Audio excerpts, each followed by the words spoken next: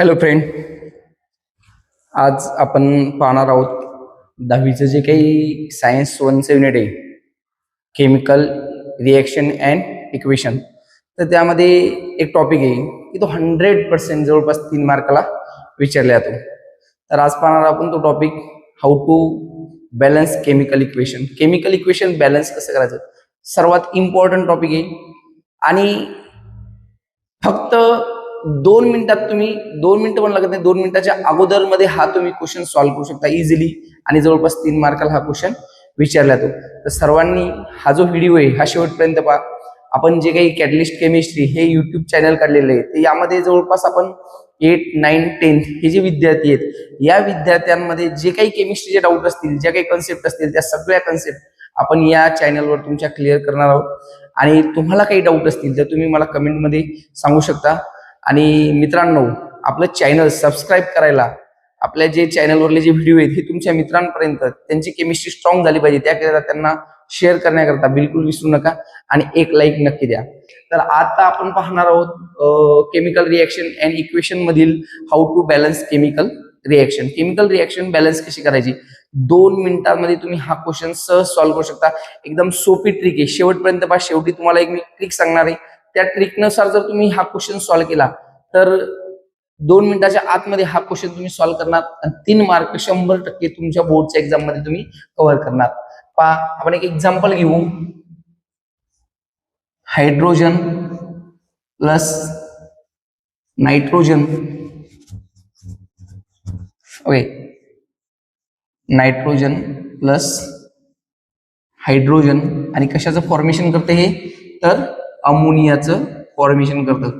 आता हे जे काही केमिकल इक्वेशन आहे, हे जे बॅलन्स करतो आपण, हे बॅलन्स करतो मास ऑफ कन्झर्वेशन लॉ नुसार.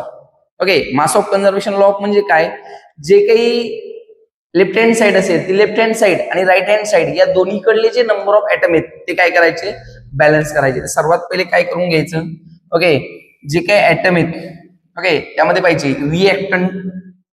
इथे घ्यायचं रिएक्टंट आणि या ठिकाणी घ्यायचं प्रोडक्ट. या ठिकाणी काय घ्यायचं, प्रोडक्ट. रिएक्टंट घ्यायचा, प्रोडक्ट घ्यायचा. जे काही आपण ऍटम घेणार आहे ते ऍटम इथे लिहून घ्यायचे. कोणते ऍटम घेतलेले आहेत, फॉर एक्झाम्पल एक हायड्रोजन घेतलेला आहे आपण आणि एक घेतलेला आहे नायट्रोजन. ओके, एकदम सोपी ट्रिक आहे. या ट्रिकनं जर तुम्ही सॉल्व्ह केलं तर प्रत्येकाला हा how to balance chemical equation हा जो क्वेश्चन आहे हा इझिली सॉल्व्ह करता येईल. ओके, पहा, जे हायड्रोजन आहेत ते हायड्रोजन पाहिजे. रिएक्टंट मध्ये किती हायड्रोजन आहेत, 2 हायड्रोजन आहेत, 2 हायड्रोजन. ओके, रिएक्टंट मध्ये किती हायड्रोजन आहे, 2 हायड्रोजन. आणि प्रोडक्ट मध्ये किती हायड्रोजन आहे, 3 हायड्रोजन आहेत. ओके, प्रोडक्ट मध्ये 3 हायड्रोजन. नायट्रोजन जर पाहिला तर नायट्रोजन रिएक्टंट मध्ये किती आहेत, 2 नायट्रोजन आहे आणि प्रोडक्ट मध्ये 1 नायट्रोजन आहे. तर सर्वात पहिले काय करायचं, हायड्रोजनला बॅलन्स करून घ्या. ओके, हायड्रोजनला बॅलन्स करायचं. या ठिकाणी 2 हायड्रोजन आहे, या ठिकाणी 3 हायड्रोजन आहे. म्हणजे रिएक्टंट मध्ये 2 हायड्रोजन आहे आणि प्रोडक्ट मध्ये 3 हायड्रोजन आहे. आता या रिएक्टंट मधल्या हायड्रोजनला आणि प्रोडक्टच्या हायड्रोजनला आपल्याला बॅलन्स करायचं. इथे 2 आहे, इथे 3 आहे. मग काय करावं लागेल, आपल्याला 2 आणि 3 ला इक्विव्हॅलंट करायचं असेल तर काय करावं लागेल, दोघांचं क्रॉस मल्टिप्लिकेशन करून घ्या. सिंपल. ओके, याला करा 3 न मल्टिप्लाय, किती होणार 6. याला करा 2 न मल्टिप्लाय, किती होणार 6. म्हणजे हे झाले बॅलन्स. म्हणजे या ठिकाणी हायड्रोजन 2 आहेत, याला काय करा 3 मॉलिक्युल्स घ्या. म्हणजे याचा जो कोएफिशियंट आहे हा कोएफिशियंट घ्या 3. ओके, आणि या ठिकाणी अमोनियाचं फॉर्मेशन झालं. अमोनियाचं फॉर्मेशन, तर आता अमोनियामध्ये काय हायड्रोजन किती आहे, 3 आहे. ओके, इथे 3 हायड्रोजन आहे. मग अमोनियाचे किती मॉलिक्युल्स घ्यायला लागेल आपल्याला, 2 मॉलिक्युल्स घ्यायला लागेल. या ठिकाणी अमोनियाचे 2 मॉलिक्युल्स घ्या, 2 अमोनिया. ओके, म्हणजे आपण जर पाहिलं तर या ठिकाणी 6 हायड्रोजन आणि या ठिकाणी 3 × 2 6 हायड्रोजन. हायड्रोजन बॅलन्स झाले. आता नेक्स्ट, ओके, कोण आहे नायट्रोजन. या ठिकाणी किती नायट्रोजन आहे, 2. आणि या ठिकाणी जर आपण पाहिलं तर या ठिकाणी पण नायट्रोजन किती झाले, आता 2 नायट्रोजन झाले. ओके, या ठिकाणी पण काय झाले, 2 नायट्रोजन झाले. ऑटोमॅटिकली आपण हायड्रोजनला बॅलन्स केलं, या ठिकाणी नायट्रोजन काय झाले, ऑटोमॅटिकली बॅलन्स झाले. ओके, या ठिकाणी आपण नायट्रोजन घेतला 1 मोल आणि या ठिकाणी 3 मोल हायड्रोजन घेतले आणि ऑटोमॅटिकली आपला कंपाऊंड काय झाला, बॅलन्स झाला, ट्वाइस NH3. ओके, रिएक्टंट मध्ये 2 नायट्रोजन आहे. या ठिकाणी आपण ज्यावेळेस 2 न मल्टिप्लाय केलं, ओके, इनिशियल लेवलला फर्स्टच होता, याला आपण काय केलं, ऑटोमॅटिक 2 न मल्टिप्लाय केलं. यामध्ये किती नायट्रोजन झाले, 2 नायट्रोजन झाले आणि हे जे ते ऍज इट इज ठेवले. ऑटोमॅटिकली आपली रिएक्शन काय झाली, बॅलन्स झाली. ओके, अजून एक एक्झाम्पल घेऊ आपण. ओके, कोणचं एक्झाम्पल घेता आता? एक घेऊ वॉटर मॉलिक्युल्सचं एक्झाम्पल घेऊ. ओके, वॉटर मॉलिक्युल्सचं एक्झाम्पल घ्या. या ठिकाणी काय केलं आपण? ऑक्सिजन घेतला आणि या ठिकाणी घेतला हायड्रोजन. आणि कशाचं फॉर्मेशन होईल रे? वॉटर मॉलिक्युल्सचं फॉर्मेशन होईल. कशाचं फॉर्मेशन होईल? वॉटर मॉलिक्युल्सचं फॉर्मेशन होईल. ऑक्सिजन आणि हायड्रोजन पासून वॉटर मॉलिक्युल्स फॉर्म झाला. ओके, या ठिकाणी चेंजेस करून घ्या. या ठिकाणी कंपाऊंड घ्या ऑक्सिजन, या ठिकाणी कंपाऊंड घ्या हायड्रोजन. एकदम सोप्या पद्धतीने तुम्ही याला काय करू शकता?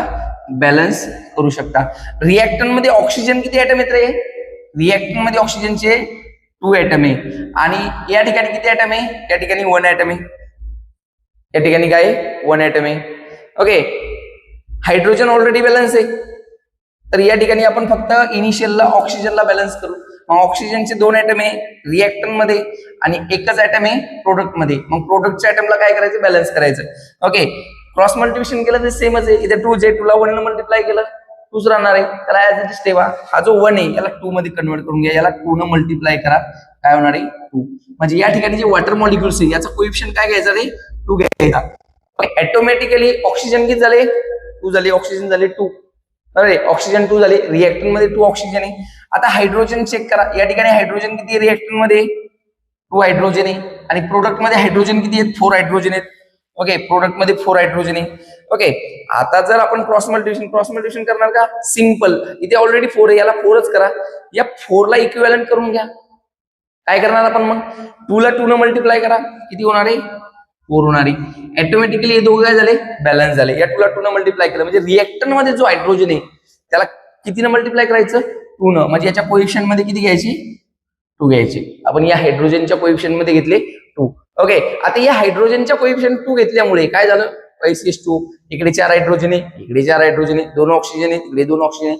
रिएक्शन काय झाली? इझिली बॅलन्स झाली.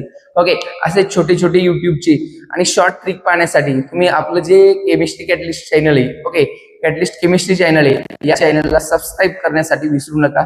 प्रत्येकाने सबस्क्राईब करा आणि आपल्या मित्रांना पण शेअर करा. Okay, thank you. आणि तुमच्यासाठी एक होमवर्क.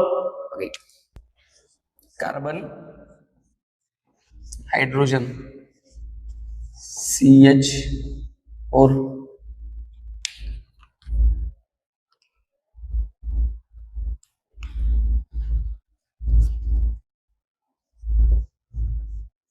मिथेन. कार्बन आणि हायड्रोजन पासून कशाचं फॉर्मेशन होतं? इथेनचं. ओके, तुमच्यासाठी एक एक्झाम्पल आहे. कार्बन आणि हायड्रोजन याच्यापासून कशाचं फॉर्मेशन होतं? इथेनचं. हे जे केमिकल इक्वेशन आहे हे तुम्ही सर्वांनी सॉल्व्ह करायचं आणि कमेंट मध्ये नक्की सांगायचं. ओके, आपण भेटू नेक्स्ट व्हिडिओमध्ये. असेच व्हिडिओ पाहण्यासाठी आपल्या चॅनलला सबस्क्राईब आणि लाईक करा. थँक्यू.